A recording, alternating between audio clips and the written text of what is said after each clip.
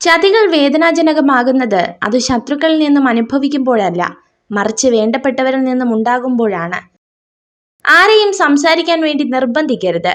ഇഷ്ടമുള്ളവർ നമ്മുടെ കൂടെ കാണും, ഇല്ലാത്തവർ പോകേണ്ടവരാണ്. പിടിച്ചു വാങ്ങുന്ന ഒന്നിനും വില കാണില്ല. മരണം കൊണ്ടുപോകാത്തതായി ഒന്നേയുള്ളൂ ഈ ഭൂമിയിൽ.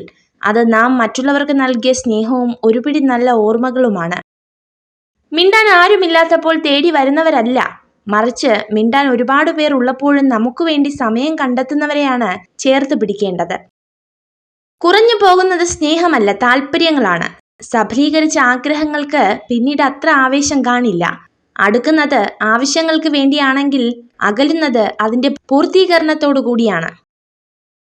നമുക്ക് ശരിയെന്ന് തോന്നുന്നത് പറഞ്ഞുകൊണ്ടേയിരിക്കുക. കാരണം നമ്മുടെ ശരികൾ പറയാൻ നമ്മളേ ഉള്ളൂ. തെറ്റുകൾ പറയാൻ നമുക്ക് ചുറ്റും ഒരുപാട് പേരുണ്ടാകും. സ്വയം വില കളയുന്നതിനേക്കാൾ ഏറ്റവും നല്ല ഉപാധി മൗനമാണ്. ആർക്കും പരാതിയോ പരിഭവമോ ഉണ്ടാകില്ല. മൗനമാണ് കുത്തി നോവിക്കുന്ന എല്ലാ ചോദ്യങ്ങൾക്കുമുള്ള മറുപടി. പ്രയാസങ്ങൾ ഹൃദയം തകർത്താലും പ്രതീക്ഷകൾ കൈവിടരുത്.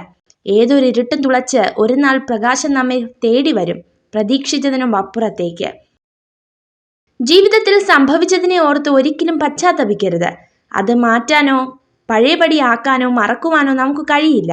അതുകൊണ്ട് അതൊരു പാഠമായി എടുത്ത് മുന്നോട്ട് പോവുക.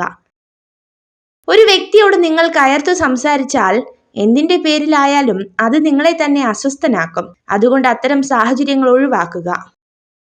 പല പ്രശ്നങ്ങളെയും വലുതാക്കുന്നതും ചെറുതാക്കുന്നതും നമ്മുടെ ചിന്തകളും പ്രവൃത്തികളുമാണ്. ഒരു നല്ല ചിന്തയോട് മാത്രം ഒരു ദിവസം അവസാനിപ്പിക്കുക. ഇന്നത്തെ ദിവസം മോശമായിരുന്നുവെങ്കിലും നാളത്തെ ദിവസം മികച്ചതാക്കാൻ അത് സഹായിക്കും.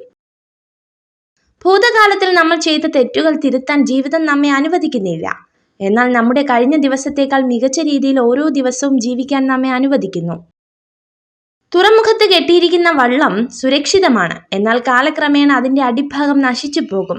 സുരക്ഷയല്ല, അവസരങ്ങളെയാണ് നിങ്ങൾ അന്വേഷിക്കേണ്ടത്. തനിക്ക് ആകർഷണം തോന്നുന്ന പുരുഷനോട് സ്ത്രീകൾ ഏറ്റവും സത്യസന്ധമായിരിക്കും. കർമ്മത്തിന് മുന്നിൽ എല്ലാവരും തുല്യരാണ്. നിങ്ങൾ ചെയ്യുന്ന പ്രവൃത്തിക്ക് അർഹിക്കുന്ന പ്രതിഫലം നിങ്ങൾക്ക് ലഭിക്കുക തന്നെ ചെയ്യും. നിങ്ങൾ ഈ വീഡിയോ കണ്ടതിന് നന്ദി. ഇതുപോലുള്ള കൂടുതൽ വീഡിയോകൾക്കായി ചാനൽ സബ്സ്ക്രൈബ് ചെയ്യൂ.